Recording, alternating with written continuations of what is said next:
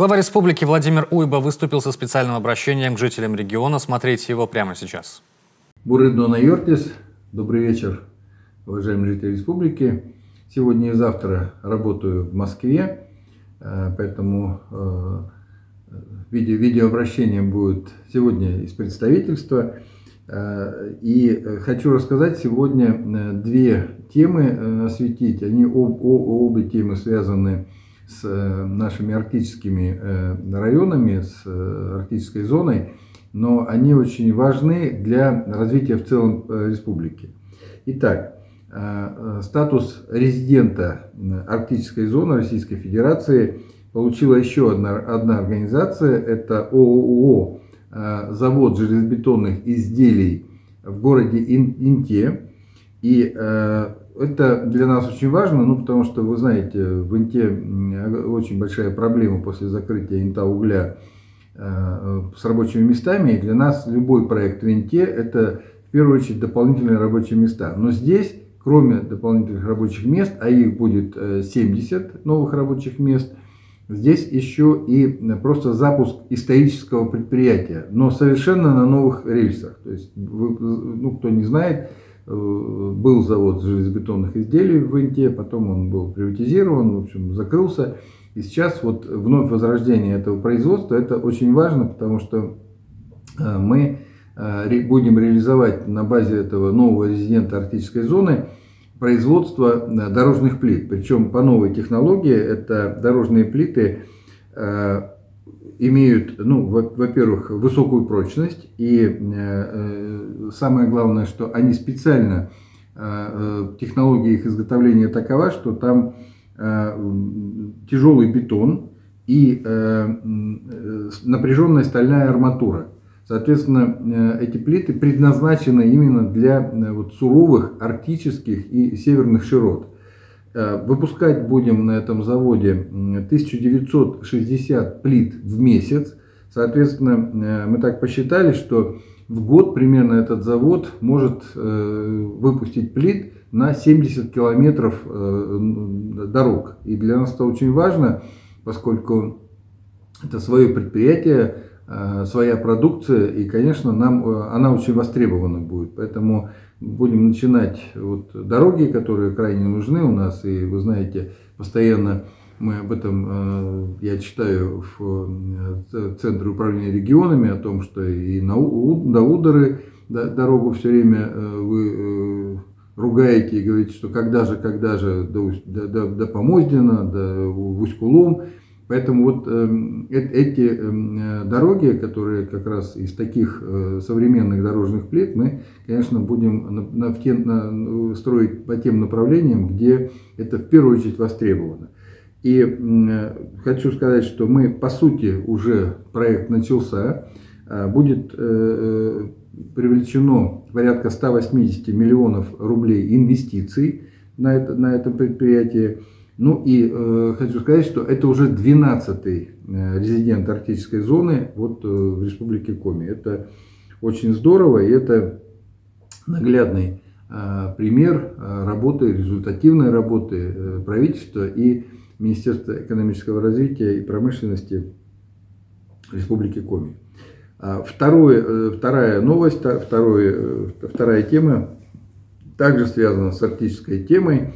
С Арктикой, это мы тоже достаточно долго обсуждали, и вы об этом знаете, что мы осуществляем программу «Арктический гектар».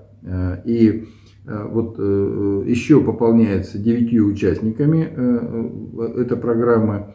Напомню, что у нас в арктические, сухопутные арктические зоны входят Воркута, Усинск, Инта и Усть-Цильма.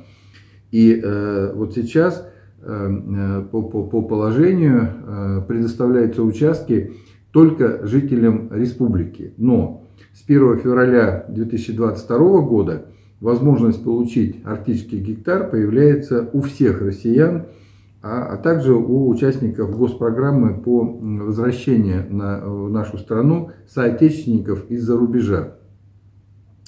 У нас разработан проект регионального закона по изменению перечня в рамках программы «Гектар в арктической зоне Российской Федерации».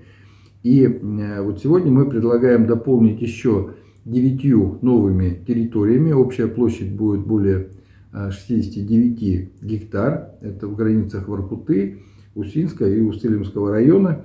И всего сегодня в республике выбрано 50 территорий, а общая численность отведенных под арктический гектар составляет более 4000 гектар. Это 4261 гектар.